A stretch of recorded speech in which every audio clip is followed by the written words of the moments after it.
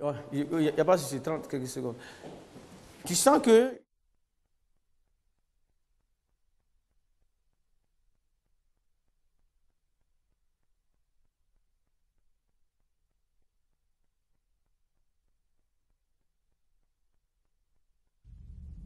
On garde le contact. On ne comprend pas parce qu'on n'avait pas la science. Que c'est en se basant sur mes valeurs qu'on fait venir un prophète. J'ai le droit de réclamer que ce prophète soit africain comme moi. Il y a à boire et à manger. Mais regardez ce monsieur. Et ça, je suis tout à fait d'accord avec lui de fait. Ça, c'est carrément différent. Jouer sur la scène internationale n'a rien de sorcier. Il y a des conditions, il y a la charte des artistes. J'ai le droit, si on me dit. Petit budget, petite opération. On ne peut pas développer un monde où les Noirs sont développés et puis tout le monde est à la traîne. Sans téléphone et puis je parle à quelqu'un qui a un Amérique, comment il peut l'expliquer scientifiquement? Ça s'appelle la télépathie. La science ne peut jamais expliquer ça. Ne soyons pas naïfs. Désormais, retrouvez toute l'équipe à partir de 13h30 universel. Notez-le bien, 13h30. On garde le contact sur RTI2, c'est l'afro-optimisme en marche dans un débat franc, en direct et interactif. 13h30 désormais. Le mercredi, on parle de culture sur votre émission. Madame, Messieurs, bienvenue sur On garde les contacts. Nous serons en compagnie des personnes bien averties et bien outillées pour parler de musique et aussi parler de culture. Et les 3 chapitres sont les suivants. L'avenir du hip-hop sur le continent. Est-ce que vous croyez que le hip-hop a un avenir radieux et reluisant sur le continent africain? Ensuite, on pourra réfléchir ensemble sur le festival Abi Reggae Festival. Est-ce que cette opération a tenu toutes ses promesses? Et enfin, où est passé le Youssumba, les rythmes ivoiriens en difficulté, les rythmes urbains en difficulté en Côte d'Ivoire? Le Youssumba a été traité ici et l'on a eu la chance d'avoir Angelo Papa et aussi Mr. Guess qui est promoteur de ces rythmes-là. Madame, Messieurs, bienvenue à tous, bienvenue à toutes. On se reparle dans seulement quelques secondes. Le temps pour nous de dérouler les différents chapitres. On garde le contact. Cette semaine, récapitulatif avril 2015. Réagissez au sujet de votre choix. Mercredi, le hip-hop a-t-il un bon avenir en Afrique? Abi Reggae Festival, promesse tenue. Côte d'Ivoire, rythme urbain en difficulté. Le cas du Youssumba. Réagissez en direct. On garde le contact sur RTI2. Vous avez enfin la parole. C'est à nous, vous les connaissez désormais via le téléphone 22 42 54 si vous appelez de la Côte d'Ivoire, et si vous appelez de l'étranger, vous précéderez ce numéro de plus 225 qui est notre indicatif, et aussi via internet facebook.com/on garde le contact. Et Patrick Ndiakan se fait fort de relayer vos différentes réactions. Vous avez non seulement la parole, mais vous avez le choix entre 3 sujets. Je reprends alors l'avenir du hip-hop sur le continent africain. Est-ce que vous croyez que le festival Abi Reggae a tenu toutes ses promesses? Et enfin, où est passé le Youssumba, ou en d'autres termes, que faut-il faire pour que le Youssumba remonte en surface? Madame, Messieurs, nous avons une invitée qui est avec nous. Elle est en escale à Abidjan. On n'a pas raté le coach. Elle est malgache. Elle réside aux États-Unis, à New York. Elle tourne énormément sur le continent africain. Son nom, c'est Razia. Bonjour. Bonjour. Bonjour Razia, bienvenue. Bonjour. Bienvenue. Ben, merci d'être là, de m'inviter sur ce plateau. Voilà, là on vous a chauffé, hein. On ne vous laisse pas le temps de suivre vos bagages entre 2 avions et vous êtes là. Alors, Razia, c'est 3 albums depuis 2006. Le premier, c'était Magical, ça veut dire magique. Oui, le premier Magical, donc en 2006, c'était en anglais essentiellement. Et puis... En 2010, Zebu Nation, ça c'est en patois. Voilà, ça c'est en malgache, donc moi je suis de Madagascar. Et Zebu Nation, c'est une approche plus traditionnelle de la fusion malgache, quoi. Donc, je suis partie là-dedans à partir de là. Ah, moi j'ai mal fait là, j'ai dit Zebu Nation, or c'est Zebu Nation. Zebu Nation. Zebu Nation, d'accord. Mais ça passe dans toutes les langues. Hein. Ah d'accord, super. Et... Kori, c'est le tout dernier. Voilà, le tout dernier, donc, qui est sorti cette année, au mois de février. Très bien. Alors, on va faire un test d'intégrité parce que on a fait les efforts pour vous avoir. Alors, un test d'intégrité. Qu'est-ce qu'il y a dans la gorge? Qu'est-ce qu'il y a comment? Dans la gorge. Un test a cappella. Oh. Inu marine ti mahazana we. Daouzinov. Merci beaucoup. Merci. Celui qui allait faire les chœurs oui, je sais pas, était déjà prêt. Ça était déjà prêt. J'ai vu, il était en train de m'emporter quoi par sa voix. Je ne sais plus, j'oublie même de faire les chœurs. Voilà. J'ai oublié de faire les chœurs. Je ne savais pas combien de temps j'avais. Il faut reprendre parce que... C'est parti alors. Non, je l'attends. Oui, si là, suis cario, carré fort, tout carré mi haut. Là, c'est le choc des voix, le choc des voix. D'accord. Ok. Welcome. Je vous présente Bout de Fer. Enchanté. Voilà, humoriste, grand comédien. Il est à la tête du Djeli Théâtre. Il est à la tête, du Djeli Théâtre, une compagnie qui a formé pas mal de têtes fortes de notre théâtre ici en Côte d'Ivoire. Certains sont devenus acteurs. Lui, il reste toujours égal à lui-même et il a toujours autant d'énergie et autant de fraîcheur. Vous venez de le constater. Super. Ah oui, absolument. Très bien. Aubin Manfei, il est à votre droite. Aubin, bonjour. Bonjour, Mohamed. Voilà, Aubin est conteur et il nous est utile parce qu'il a l'occasion et, je vais dire, l'expérience nécessaire. Hein. Il sort du pays régulièrement, il représente le pays à travers son art et il nous aide vraiment à aiguiller les jeunes dans le bon sens. Et il va lancer une opération très bientôt qu'on appelle Kit Dansa, ce qui va permettre aux artistes d'avoir désormais des fiches de paye ici en Côte d'Ivoire. Waouh, bravo. Merci. Ces fiches-là ne vous sont pas inconnues. Non, non, et on se bat aussi à Madagascar pour des choses de cette... les mêmes choses, quoi. Très bien. Parce que c'est pas évident, hein. En Afrique, il faut qu'on rattrape beaucoup de temps. On a beaucoup à faire. Et Patrick Ndiakan, qui est le relais Internet. Patrick, bonjour. Bonjour Mohamed, bonjour téléspectateurs et bonjour internautes fidèles de cette émission. Voilà, on va jeter les dés dans seulement quelques secondes.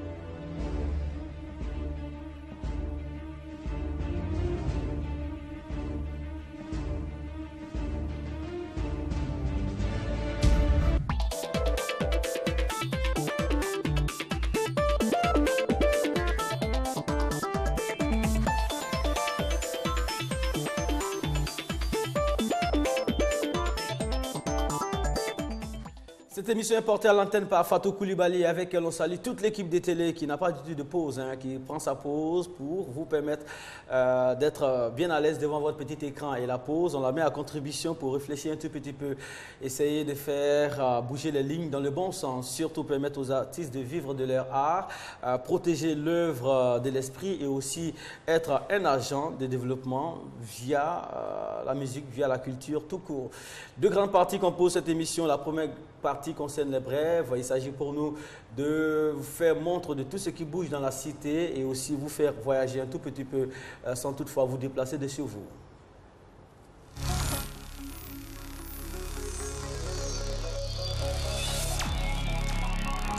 Naftali, le soldat de Dja, a fait sa dédicace dans le week-end dernier, hein, on va le dire ainsi, le week-end dernier, le 16 avril précisément, à la Riviera 2, dans la commune de Cocody. Naftali a présenté son œuvre. Les connaisseurs étaient sur place, les médias également étaient là. Et madame, messieurs, voici votre part. Tiens ferme, ce que tu faisais du tiens ferme. Naftali, le soldat de Dja.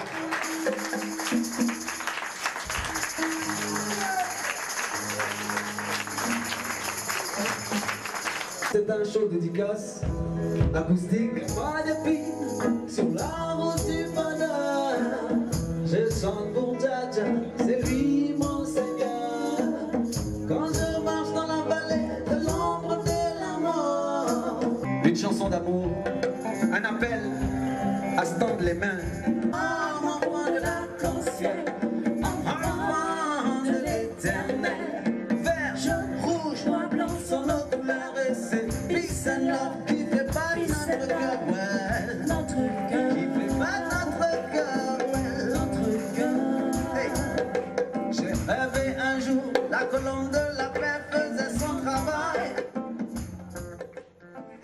Soldat des Diables, c'est le nom de l'album. Razia, on prend votre impression là tout de suite là.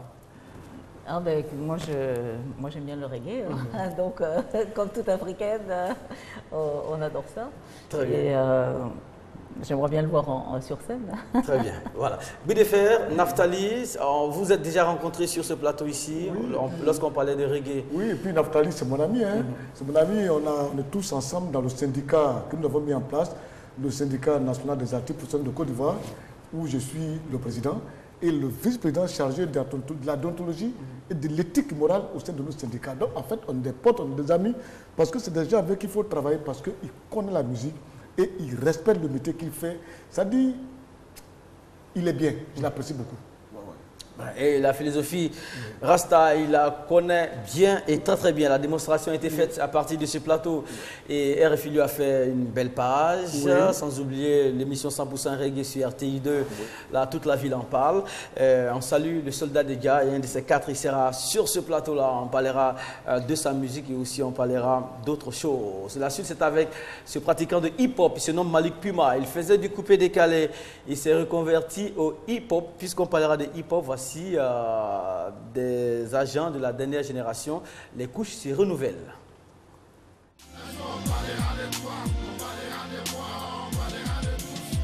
Malik Puma a choisi ce cadre pour son dernier single. C'est un petit qui est vraiment respectueux et qui sait ce qu'il fait. Tout ce que nous pouvons faire, c'est de l'encourager.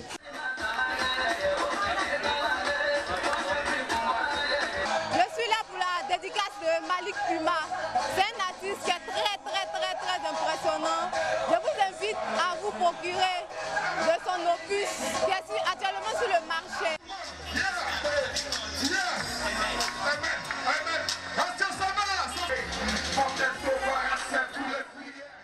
Au même moment, le hip-hop a encore des générations qui arrivent. Les couches se renouvellent malgré cette traversée du désert, malgré ce creux de vagues. Bien sûr que cela se renouvelle dans la mesure où des choses sont mises en place pour que le hip-hop ne meure pas. Souvenez-vous de l'époque de la naissance du hip-hop en Côte d'Ivoire où les gens dansaient sur la tête, ça tournait. Le breakdance. Le breakdance, yes. Avec notre cher Junior qui était à la tête de tout cela. Et jusqu'à aujourd'hui, si on parle encore de hip-hop, c'est que le hip-hop a tout de même de beaux jours devant. Alors, comment faut-il faire? C'est ce qu'ils ont commencé à faire avec des festivals qui vont se faire régulièrement. Oui, clairement. Avec, comme on l'appelle, je l'ai dit la dernière fois sur ce plateau, ce qui fait perdurer par exemple le hip-hop en France, c'est le fait que le hip-hop soit rentré à l'école par le slam, par la poésie. Donc, ce sont des choses qu'on met en place pour que les choses durent. On met des choses en place pour que les choses durent. Voilà, c'est un jeu de mots. La New-Yorkaise, vous venez de New York, là-bas ça fonctionne, c'est une véritable industrie. Est-ce qu'on peut bénéficier de quelques clés? Non, mais je pense que ce que tu disais est complètement vrai. C'est qu'il faut mettre des choses en place et il faut que ça rentre dans quelque chose de culturel et incorporer ça et mettre vraiment quelque chose qui peut durer, quoi. Ouais, je répète ce que tu dis, mais j'ai pas d'autre chose à dire. Mais sur l'île, sur la grande île. Sur la grande île de Madagascar? Oui, est-ce que là, on a les jeunes qui commencent à s'y mettre. On s'y est mis plus tard que la Côte d'Ivoire. Mais là, ça commence à bouger à ce niveau-là. Mais également, il faut encore trouver la bonne place pour le hip-hop malgache. On ne l'a pas encore trouvé, je pense. Ça ira. On salue tous ceux qui nous suivent de l'île et aussi tous ceux qui nous suivent de l'étranger. On salue toutes les capitales, madame, messieurs. Cette émission a une tonalité internationale. Musique Actu était un magazine de divertissement présenté sur RTI2 en première diffusion les dimanches à 18h30 en temps universel. L'équipe de Gori Seri Séverin et de Bassoma nous permettent de voir ce qui se passe en coulisses pendant, après et avant l'émission.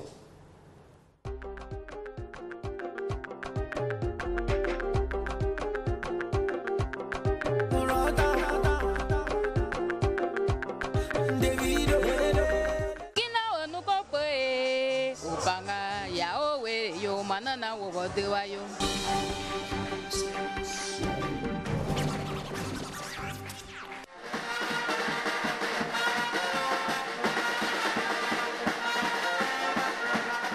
Pour moi, c'est une émission d'actualité musicale et c'est une émission pour moi de génération en génération parce qu'il y a plusieurs âges qui peuvent le suivre et c'est encouragé.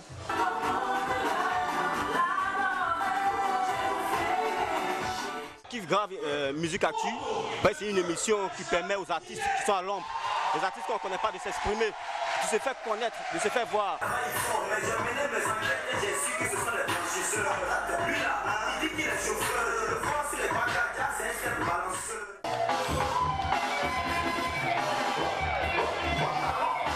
Big up Amigos Musique Actu, parce que c'est les musiciens des jeunes, c'est notre émission à nous tous. Vous voyez, toutes les générations se retrouvent pour se divertir. Nous serons en rediffusion demain à partir de 14h30 en temps universel sur RTI 2. Direction N'Djamena, comme tous les mercredis, bien entendu. Sonia Niamke est là, elle est sur ETV au Tchad. Elle a certainement beaucoup de choses à nous dire parce que la culture, ça bouge là-bas. Bonjour Sonia. Bonjour Mohamed. Merci d'être avec nous, Sonia. Le week-end a été marqué par des présences en N'Djamena, dans la capitale tchadienne. Boïri était là, Pape Diouf était là, la fondation Didier Drogba était là, tous ensemble pour un même combat. Effectivement, Mohamed, le pays de Toumaïa a accueilli sur son sol le comédien ivoirien Boïri Michel, l'ex-président de l'Olympique de Marseille, Pape Diouf, et quelques membres de la fondation Didier Drogba. Leur présence au stade était une cause, vous le dire, c'est celle de lutter contre le paludisme, notamment puisque le samedi 25 était la journée mondiale de lutte contre le paludisme.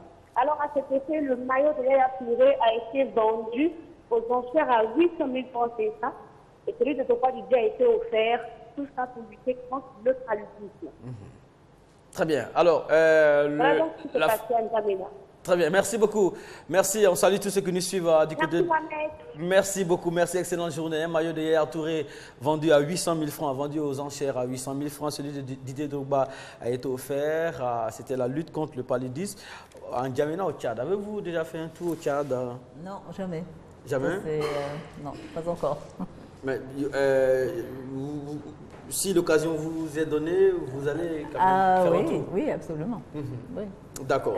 Et elle sera là, elle va certainement vous recevoir. La suite, c'est avec notre débat du jour. On parle aujourd'hui successivement dans l'ordre de la venue du hip-hop sur le continent africain, de Abi Reggae Festival, le premier festival et le plus grand d'ailleurs de reggae ici en Côte d'Ivoire. Et enfin, les rythmes urbains de Côte d'Ivoire en difficulté, le Youssumba. Que faut-il faire pour que le Youssumba reprenne des gaz? 22 42 54, facebook.com/on garde le contact. À tout à l'heure.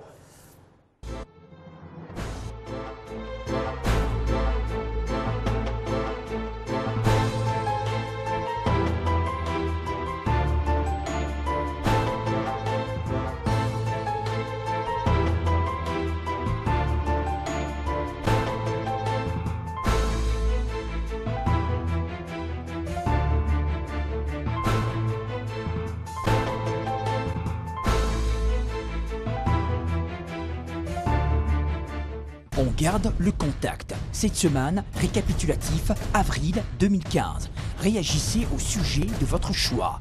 Mercredi, le hip-hop a-t-il un bon avenir en Afrique? Abi Reggae Festival. Promesse tenue. Côte d'Ivoire. Rythme urbain en difficulté. Le cas du Youssumba. Réagissez en direct. On garde le contact sur RTI 2. Vous avez enfin la parole. Le 1er avril 2015, le hip-hop était dans notre lucarne. Le dossier sur la table s'appelait hip-hop. Chacun a ouvert l'enveloppe et a sorti des choses. On vous propose ici un condensé de ce qui a été dit. Quand Billy Billy, Garba 50 sont revenus dans les années 2006 avec leur manière de faire le hip-hop, c'est les mêmes acteurs de hip-hop qui ont commencé à dire Billy Billy, toi tu ne fais pas hip-hop, tu fais zougou. Au lieu de se retrouver, de cultiver cet esprit de solidarité autour de ces artistes qui étaient en train de recomposer le hip-hop, ils ont préféré les dénigrer de loin, un groupe se met à l'écart. Nous, on fait du hip-hop pur et dur. Ceux-là, bon, c'est un hip-hop mélangé façon rond. Donc, c'est de bonne guerre. Vous voyez, entre les artistes, entre eux-mêmes, ils revendiquent un peu. Hein. D'autres revendiquent qu'ils sont forts, d'autres revendiquent. Surtout dans le milieu du hip-hop, c'est tout à fait normal parce que on trouve que l'autre n'a pas le meilleur flow, que moi j'ai le meilleur flow, l'autre rappe mieux que l'autre, et ainsi de suite. Oui, mais ça devait faire avancer les choses. Oui, oui, et puis c'est de bonne guerre. Raison pour laquelle les sound systems existaient. Hein. C'était pour faire avancer les choses, mais c'était pas pour faire une guerre au fait. Mais malheureusement, c'est ce qui a tué le hip-hop. Non, je crois pas. Oui, je si, crois pas, les gens, oui, c'était une rivalité. Oui, mais ça n'a pas de sens. Mais ce que je reproche aussi à cette jeune génération, c'est vrai que les Hautons, tous se battent pour repousser le mouvement, mais à certains, ils continuent de ne pas travailler. Quand tu écoutes des maquettes, ce sont des beats américains, des beats français qui produisent des flows qui n'ont pas de sens. Vraiment, c'est un truc nul qui est vide et puis il espère aller loin avec ce son. Voilà, malgré tout, le hip-hop a encore du public. Le constat a été fait lorsqu'on était sur place. Beaucoup de festivals hip-hop ici en Côte d'Ivoire. Hip-hop enjaillement avec Nash, Abidjan Hip-Hop Live avec Auton et aussi I2H, voilà, H2HI, quelque chose comme ça. Le hip-hop lancé par Almighty qui malheureusement nous a quittés. Alors, Obama Feyi, vous avez donné suffisamment de clés, suffisamment de tuyaux pour que ce rythme-là ne tombe pas face à l'usure du temps. Mais il est toujours important de remettre une couche encore pour que les pratiquants, les sympathisants soient sereins, gardent leur sérénité. L'un des avantages de hip-hop, il y a la tenue vestimentaire qui va avec. Il y a des gens qui s'habillent en hip-hop sans pour autant faire cette musique. Là, c'est déjà un gage pour l'avenir. Et puis, j'ai dit tout à l'heure ce qui devrait se faire, qui se fait ailleurs par rapport, et dans les écoles. La poésie, le slam, tout cela concourt à la pérennité du hip-hop. Maintenant, ce qui manque, la jeune fille ici en Côte d'Ivoire, Nash, elle se bat comme un beau diable, bien qu'elle soit femme, elle se bat comme un beau diable, pour mettre aussi les choses en place. Parce qu'un festival, c'est fait pourquoi? C'est une lucane dans laquelle les gens viennent s'exprimer, où le public vient consommer un produit visuel, auditif, tout cela. Et donc, cela aussi manque. Sans oublier que dans un festival, on peut gagner des gens, on peut perdre des gens, on peut reconquérir des gens qu'on a perdus aussi. C'est sûr, on peut en perdre. Et puis, un festival, c'est aussi une forme de stage en plein air. On vient pas affûter nos âmes, mais on vient apprendre aussi des autres. Au même titre que lorsqu'on va dans un concert. Mais le festival, ce qu'il y a, c'est que l'ouverture qui est présentée fait que l'échange est encore beaucoup plus facile. On consomme, on apprend, on échange. Très bien. Et comme tout cela aussi manque, bon, c'est ce qu'il faut mettre en place pour la pérennité du hip-hop. Patrick, qu'est-ce qu'on a dit sur la toile? Une seule réaction, une seule. Une seule, d'accord. Alors, nous allons prendre la réaction de M. Baron Adal Capone. Il nous dit bien évidemment que le hip-hop a un avenir en Afrique, mais seulement que nos artistes se fient en majeure partie au concept et surtout que le coupé-décalé a pris le pouvoir. Cela ne sera pas facile. Moi, je pense qu'avec des moyens de médiatisation et de promotion de ce genre musical en Afrique, tels que par exemple Rap Academy, une émission qui passe justement sur RTI2, que j'apprécie beaucoup d'ailleurs, car c'est une émission qui permet de découvrir des talents cachés dans nos localités et à ce moment, le hip-hop aura forcément son avenir en Afrique. On a été d'accord ce jour-là que l'avenir sera radieux si et seulement si on se mettait au travail, si on taisait les guerres entre clans et si on essayait de tropicaliser un tout petit peu, hein, mettre ça dans la culture locale et ça pouvait donner la preuve. Ça a toujours marché avec des gens qui ont utilisé l'argot à l'ivarienne comme RAS, Nash, Billy Billy, et puis Garba 50 et bien d'autres. Les jeunes se sont retrouvés dans ce genre de hip-hop là. Bon, courage à tous. Et ce plateau est toujours là. On pourra toujours rajouter une couche encore, toujours creuser les dessous de cette question-là. Abidjan Abi Reggae Festival, voilà. Abi Reggae Festival, ça a été un festival qui a réuni tout ce qui compte en matière de reggae sur le continent africain. On va ici vous montrer ce qui a été dit à ce propos sur ce plateau. Et tout à l'heure, Razia dira un ou deux mots sur l'inclinaison des Africains par rapport au reggae. Pour expliquer ce que c'est que le reggae et tout ce qui entoure le reggae, pour apporter plus de connaissances à certaines personnes qui ignorent un peu l'explication de ce mouvement-là. Et donc je pense bien que les choses sont bien passées et chacun est sorti de là vraiment cultivé. Ce qu'on attendait, le résultat que moi-même personnellement j'attendais, c'est ce résultat que nous avons eu. Il y a eu un peu le stop par rapport au côté technique que je n'ai pas beaucoup apprécié. Donc à part ça, le festival s'est bien passé. Normalement, Abi Reggae devait me prendre en compte par rapport au transport, mais ça n'a pas été fait. Juste parce que je suis venu un peu plus tôt. Voilà, je suis venu un peu plus tôt. Cette question-là, c'est bien parce que bon, moi, je ne connais pas le contenu du contrat de Black Moja. Parce que ces gens de festival-là, d'habitude, moi, si j'étais engagé depuis, pas aux États-Unis seulement, au niveau d'Abidjan, effectivement, il y a des artistes que j'allais les faire déplacer d'eux-mêmes pour venir à ce festival-là. Pourquoi? Et non pourquoi? Parce qu'il y a des artistes qui ont besoin de cette scène internationale. Voilà, la question c'était de savoir si le festival avait tenu ses promesses. Razia, vous n'étiez pas... Ah ben ça, j'étais pas là. Voilà, vous n'étiez pas là, je oui, peux mais, pas en parler. la question, on va la changer. Vous remarquez que le reggae est beaucoup apprécié en Afrique, dans les ghettos, surtout sur le continent africain. Absolument. Avez-vous une explication à cela? Je pense que c'est un rythme déjà qui est facile comment dire ça, à rentrer dedans, c'est un groove et le fait que les Africains aiment ça, je sais pas, Bob Marley, c'est de sa faute, hein. Donc, et depuis, non mais je le dis en rigolant, mais c'est vraiment depuis que Bob Marley a amené ça, le reggae, tout le monde se l'est approprié, a créé son genre de reggae, et c'est quelque chose qui peut continuer pendant des générations, je pense. Hein. Voilà, ce genre de rendez-vous, un rendez-vous qui réunit tout ce qui compte en matière de reggae. Qu'est-ce que vous pensez de ce genre de rendez-vous-là? Je trouve que de toute façon, un festival de reggae, surtout à Abidjan, vous avez quand même des grands noms du reggae, comme Alpha Blondy. Donc c'est vraiment l'endroit approprié. Si vous allez faire un festival de reggae en Afrique de l'Ouest, je dirais que c'est à Abidjan, quoi. Donc je pense que c'est une très bonne idée. Bon, maintenant je ne sais pas vraiment comment ça s'est passé. José a l'air de dire que tout s'est bien passé et que les gens étaient contents. Mais je pense que d'avoir une plateforme comme ça, effectivement, pour attirer les artistes qui font du reggae, surtout en Afrique, je pense que c'est vraiment une bonne idée. Voilà. José, avec nous, il a été d'accord qu'aucune œuvre humaine n'est parfaite, mais globalement, le bilan était satisfaisant. Parce que, Et puis bon, de toute façon, ça s'améliore. Les festivals, c'est pas génial du premier coup. Donc l'année prochaine, ils feront mieux. Et puis dans 5 ans, ça va être extraordinaire. Alors, sur la toile, Patrick. Oui, sur la toile, Franck Kwame est très optimiste aussi, à l'instar de tous nos chroniqueurs sur ce plateau. Il nous dit la Côte d'Ivoire a depuis plusieurs décennies mûri une culture reggae. D'ailleurs, plusieurs artistes comme Alpha Blondy sont beaucoup appréciés. Cependant, je pense que le festival n'a pas été suffisamment présenté aux Ivoiriens, comme c'est le cas des banlieues pour les festivals, comme par exemple le FEMUA.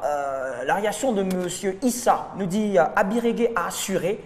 Ne nous attardons pas sur les problèmes techniques qui sont survenus. Cela, on peut facilement les corriger. Analysons plutôt la participation des artistes, des partenaires et surtout des mélomanes de ce genre musical. Cela était satisfait, sachant à qui il faut taper la porte. Soyons heureux et préparons vivement la prochaine édition. Terminons avec M. Sekou, le silencieux. Il nous dit « Oui, elle a tenu sa promesse car c'était une bonne opportunité pour tous nos artistes reggae de se retrouver et de ressusciter cette culture qui disparaissait à petit feu.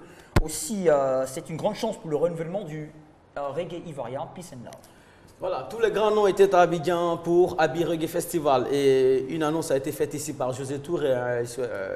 Le public et les pratiquants souhaiteraient que ce soit annuel au lieu de que ça se fasse tous les 2 ans pour maintenir une certaine forme de cadence et maintenir la chaleur avec le public. La semaine dernière, on était avec les pratiquants du Youssumba. Les rythmes ivoiriens sont en difficulté, le Mapouka, le Youssumba. On s'est intéressé au Youssumba. Dieu le Papa et son manager étaient ici. C'est le groupe qui a casqué l'opération du Youssumba ici en Côte d'Ivoire. Un rythme né sur le littoral ivoirien qui est apprécié, mais on ne sait pas pourquoi. Il y a une case qui manque encore. Il y a une case qui manque pour l'envol. On écoute les concernés et tout à l'heure, Guy Defay aura un ou deux mots à dire à ce sujet. Youssumba, déjà, quand tu écoutes bien, c'est tout un mélange de musique ivoirienne qui est là. Voilà, on a essayé de mélanger toute la musique ivoirienne et qui prend l'Afrique. Parce que nous, on mélange le dida, la vekam, le BT, un peu le baoulé aussi, tu vois un peu. Voilà, donc c'est ce qu'on appelle le madinga. Le Youssumba n'a jamais eu de bonne promotion jusqu'à aujourd'hui. Si le Youssumba a eu de bonnes promotions, je vous dis que, ben voilà quoi. Voilà, si on les entend plus, c'est parce qu'il n'y a pas de bonne promotion, oui, de faire. C'est un bon rythme, ils ont eu du succès, mais malheureusement, comme c'est des jeunes gens qu'on a appris au niveau de la côté qui n'ont pas été à l'école, c'est une question, donc, et ça fait qu'ils ont manqué un peu d'intellect pour savoir comment faire pour encadrer le métier qu'ils font. Sinon, ils ont du talent, mais il faut des moyens pour faire la promotion. Il ne suffit pas de mettre une scène, dire qu'ils vont venir jouer, non. Il faut que ce qu'ils ont fait, par exemple, au niveau des habits reggae, en faisant des colloques, des réflexions, tout et tout. Et quand on le fait, ce rythme-là va beaucoup s'imposer. Et il faut vraiment de la promotion. Le tout n'est pas de mettre un pour deux, non. Mais comment faire pour que ce rythme-là puisse être connu, s'imposer en Côte d'Ivoire? C'est le problème. C'est-à-dire qu'il faudrait que si demain, un homme comme un autre groupe joue, il peut utiliser le Youssumba, Lago Paulin joue, il peut utiliser le Youssumba, en faisant ceci et cela. Ça va un peu donner, ça dit pérenniser un peu le groupe. Mais sinon, sans promotion, c'est difficile. Il faut un cadre promotionnel en fait. Très bien. Or, le rythme a connu ses heures de gloire. Oui. Donc, on ne sait pas. Est-ce qu'il n'y a pas eu un problème? Parce que c'était nouveau, donc oui, si ça vient de sortir... C'était nouveau, et puis bon, peut-être il y a le... Fallait-il gérer cette avance-là, non? Oui, par exemple, il y avait un monsieur qui finançait énormément, le Zumba avec les groupes de Mapouka, ils étaient tous nés de la même veine. Et puis il y avait le monsieur Dr Pité. Il fonçait beaucoup sur le Nigissaf. Il en a fait. Mais je dis que ces jeunes gens-là, ils ne connaissent pas en fait le métier qu'ils étaient en train de faire. Ils aimaient la chose, mais comment l'encadrer, comment tracer un profil de carrière, ils ne savent pas tout cela. Il faut quelqu'un qui est intellectuel, qui va vraiment les encadrer pour leur dire, on commence ici, on arrive là. Avec eux, ce n'était pas le cas. Ils sont laissés comme ça, ils ont du talent, pas un encadreur sophistiqué, intellectuel, culturellement parlant, et qui a des moyens pour les propulser. Alors, c'est vrai ce qu'il dit, oui, mais il y a une donne qu'il ne faut pas perdre de vue. C'est-à-dire que l'amour pour la chose ne suffit pas. Docteur Pité avait beaucoup d'amour pour cela. C'est un docteur. Il est dans le corps médical, il a de l'amour pour la chose, il a beaucoup de sentiments, mais ça ne suffit pas. Au moment où la mayonnaise a pris, comment conserver la mayonnaise? Faut-il laisser cela dans le bol, à l'air libre? Faut-il le mettre au réfrigérateur? Faut-il le mettre dans des sachets? C'est à ce moment-là que le docteur Pité devait maintenant aller à la recherche de sachants dans le domaine des arts et de la culture pour dire, bon, voici, j'essaie de faire la promotion d'un genre musical, mes connaissances s'arrêtent là. Qu'est-ce que vous pouvez faire pour moi? J'essaie de construire une case, j'essaie peut-être de construire une maison, mais je ne sais pas construire un immeuble et encore moins un gratte-ciel. Des fois, c'est un problème au niveau des artistes aussi, c'est qu'on pense qu'on peut tout faire, on peut créer et à un moment donné, on a besoin d'être encadré. Et il faut être encadré par les personnes qui peuvent vraiment vous amener quelque part. Ok, mais avec le docteur Pité, on est dans le Mapouka, mais le docteur, il a pu faire décrocher les Cora Music Awards à Nigissaf Cadence à l'époque, à Sun City en Afrique du Sud. Oui, je veux dire que lui, à son niveau, l'amour, plus la passion, plus l'encadrement, je pense qu'on ne peut pas lui reprocher. Non, mais il est arrivé à ce niveau. C'est justement à ce niveau-là qu'il devait maintenant passer le relais. Il a beaucoup fait, il faut le lui reconnaître. Mais une fois arrivé à avoir les Cora, avec les contacts, dit bon, tu vas à New York, tu vas au Japon, tu prends des relations, tu vois les grandes marques. Et puis même voir des producteurs des sachants. Oui, mais ce qu'on est en train de dire, c'est-à-dire là où Dr Pité a été arrivé à ce niveau-là, il fallait vraiment qu'il fasse appel à des gens, des sachants, comme l'a si bien dit. Oui. Mais Emma aussi, il était confronté à l'indiscipline de ces jeunes gens-là. Je vous dis que c'est un moment, le groupe s'est scindé en deux. Oui, il y a eu Mapuka. Oui, il y a eu le Mapuka. Nigui Saf Cadence original. Ça a été cassé. Oui, c'était avec l'indiscipline. Il y a eu l'indiscipline. C'est l'indiscipline en fait qui a tué la musique de la coutière. Quand tu vois Nigui Saf, quand tu vois les Youlés sont tous décapités, ils ne savent pas. Ils ne savaient pas où ils étaient. Ils ne savaient pas. Téléspectateurs en ligne, 22 42 54, il sera le seul et unique qu'on aura en ligne aujourd'hui. Bonjour. Bonjour. Nous n'avons pas de retour.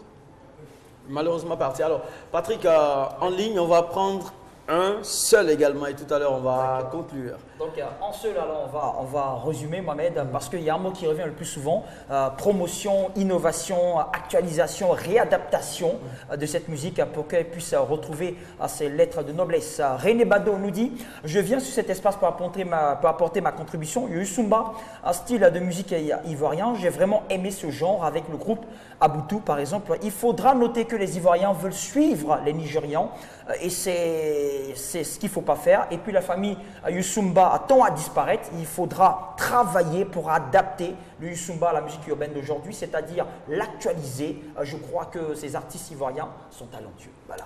Est-ce qu'on rencontre les mêmes problèmes à Madagascar des rythmes qui naissent, qui disparaissent, qui font face au rythme urbain. Mais ça fait partie de la créativité, ça.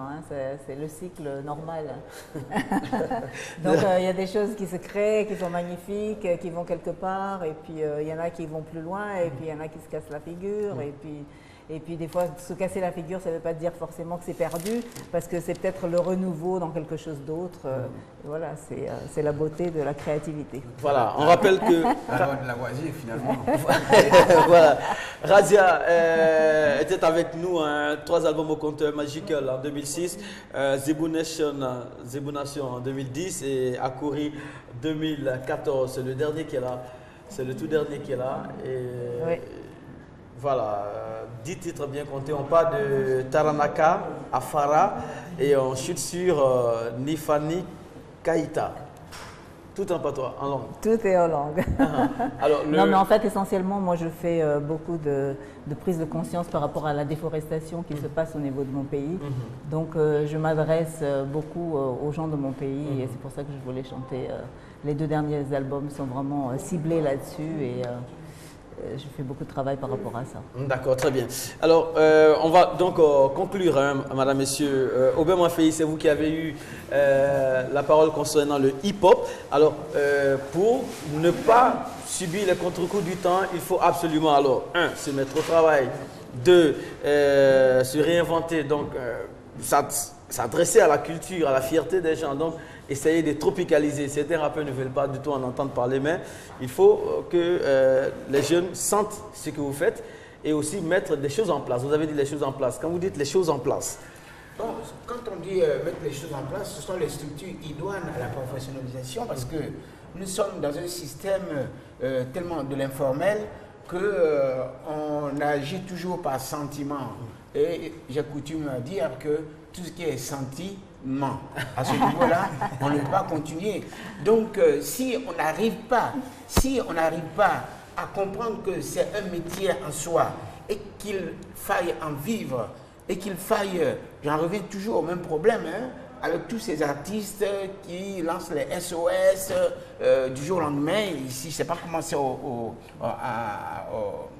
à Madagascar, mais ici, régulièrement, de manière récurrente, SOS Santé, un tel n'arrive pas à pouvoir se soigner, donc il faut lui venir en aide. À l'extérieur, ce sont les artistes qui se mobilisent pour la cause, et ici, c'est le contraire, on se mobilise pour les artistes. Donc, ce qu'il faut mettre en place, l'information. Tout à l'heure, Guy de Fer a parlé de ces jeunes qui sont venus arriver du village. On a parlé de Niki Saf.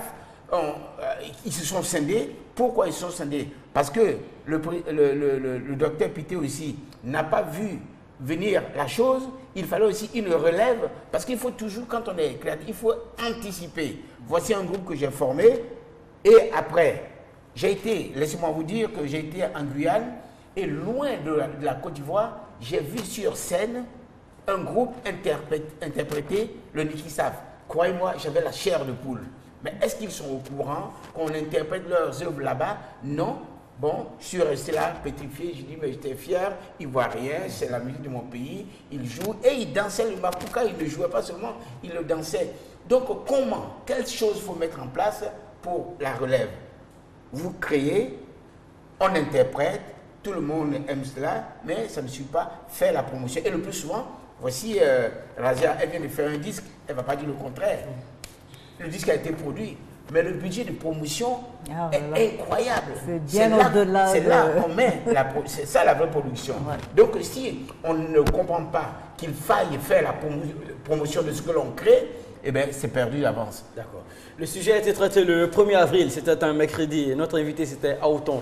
Et Razia s'est prononcée sur le festival, Abi Reggae Festival, qui a eu lieu ici en Côte d'Ivoire. Elle a encouragé en tout cas les rencontres de ces gens. Absolument. Ça peut stimuler. Oui. Ça peut stimuler. Merci beaucoup. Et Boui de Fer, quant à lui, c'était concernant le Issoumba, sujet traité ici le 22 avril dernier. Donc c'était le tout dernier sujet qui a été traité. Donc vous, le talent est là, le public est là, tout est là, mais il faut de l'encadrement, c'est ça? L'encadrement, parce qu'à Aboutourou, c'est un grand groupe, il suffit simplement d'un très bon encadrement professionnel, intellectuel professionnel. Je ne parle pas des intellectuels de licence en anglais, ce n'est pas de ça que je parle. Je dis des intellectuels culturels. Ceux qui ont la licence en anglais. Non, ça veut dire non, tu peux avoir une licence en anglais, mais être un analphabète culturel, ça c'est clair. Ça, je vais parler des intellectuels culturels. Dans ta formation, il peut y avoir des chapitres concernant le Ok, c'est bien, mais moi je veux vraiment des gens, des intellectuels culturels. Vraiment, à côté de ceux-là, je vous dis que c'est un très bon rythme et vous allez voir que la Côte d'Ivoire va s'en sortir. C'est très beau à voir. Oui, on parle du Yusuba. Les enfants qui depuis longtemps sont ensemble et continuent toujours d'être ensemble et d'être sollicités. Ça veut dire que le talent est là. Mais les autres acteurs du Lesquels? Dis-moi lesquels. Excuse-moi. Dis-moi lesquels. Excuse-moi, Patrick. Les Youlé, où ils sont? Où ils sont? Il y a un qui est venu pasteur, il y a un qui est pasteur, où ils sont? Ils sont tous au village. Bolingo, il fait la musique actuellement. Non, n'allez pas dans ce sens-là. Oui, je vais apporter de l'eau à ton moulin. Merci. Ce qu'il y a, c'est qu'il faut toujours un leader. Si aujourd'hui, le reggae a pris, c'est grâce à qui? Bob Marley. Il faut toujours un leader. Et une fois que le leader, c'est le thermomètre, c'est à partir de lui et autour de lui que les choses avancent. Comme on le dit, le poisson pourrit par la tête. Ben, merci, voilà. Donc c'est pour cela. Aujourd'hui, à Boutou, n'existe plus. Il n'y a plus d'autres acteurs du Youssouba. C'est parce qu'on dit. Ça, c'est autre chose. Et c'est grâce à Boutou Roots aussi qu'on parle du Youssouba. Merci. Razia, welcome in Côte d'Ivoire. Welcome. Merci beaucoup. Bienvenue en Côte d'Ivoire. On va vous recevoir. On va vous recevoir. Sas a un micro. Bonjour Sas. Bonjour Kanté. Voilà. Nous sommes au restaurant aujourd'hui venu vous présenter un menu spécial. Non, ça c'est pour recevoir Razia. Ah d'accord. Bonjour Razia. Aujourd'hui, voilà, on lui donnera quoi manger ici. On reçoit bien ici. On va bien l'accueillir. Ok Razia, aujourd'hui, le restaurant Santa Restauration vous offre de l'émincé de bœuf accompagné de riz créole. D'accord. Ah d'accord. Voilà. Nous sommes situés à Trècheville. Si vous voulez manger, vous nous appelez au 21 00 11 65. Nous sommes à Trècheville, du côté de la race 3, près du marché de Belleville. C'est la femme des gens qui sont quittés. Oui, nous avons venir son mari. C'est quel manger tu as envoyé cette viande? Oui. Du riz? Non, c'est du riz créole. Riz créole. Avec de l'émincé de bœuf. C'est-à-dire c'est des tranches de viande de bœuf très bien à déguster. Oui. Et comme il y a la grande fête du travail et que tu es là, nous profitons pour t'inviter demain, à partir de demain. Ah, on va passer alors. Voilà, je vais manger avec quelqu'un que tu veux. Merci alors, vous pouvez nous appeler rapidement au 05 53 Merci Sas. 43, voilà, parce que nous pouvons livrer directement à la maison. Merci Sas, merci beaucoup. Cette émission a été réalisée par Fatou Koulibaly. Merci encore à Razia, 3 albums, Magical 2006, Zebou Nation 2010 et à Kori. Voilà, moi je vais peut-être avoir la chance de garder ces deux. Ah ben oui, absolument. Moi je vais peut-être la chance de garder. Moi je vais la chance de garder Razia, elle. C'est la femme de quelqu'un. Merci pour le travail, c'est la bonne world music. La bonne musique, la bonne musique. Merci beaucoup. Les programmes de RTI de se poursuivre.